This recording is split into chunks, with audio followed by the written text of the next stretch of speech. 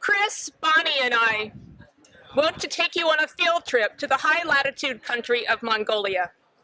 We would love to show you the magnificent rolling grasslands stretching farther than you can see. No fences or permanent structures of any sort. Nomadic herders have roamed here with their grazing livestock for millennia, and some 200,000 families still make their living this way. Although this is far from the direct impacts of sea level rise or hurricanes, the Mongolian steppe is nevertheless experiencing climate change, and the people's livelihood and way of life are at stake.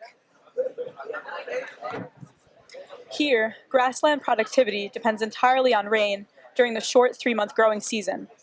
Small, frequent rains are best, much like sprinkling your garden. But heavier, less frequent rains are becoming the norm, and these can be ill-timed to produce much plant growth.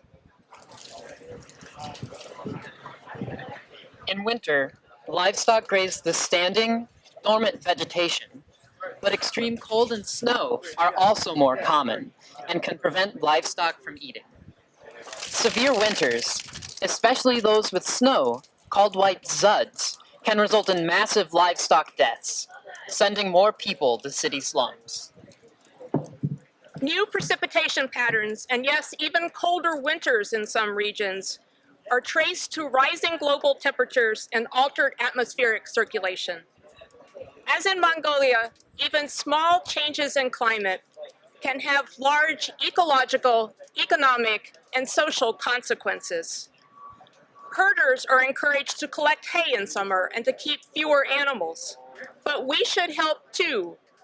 Next time, take the subway instead of Uber and think about how that connects you to a herder family in Mongolia.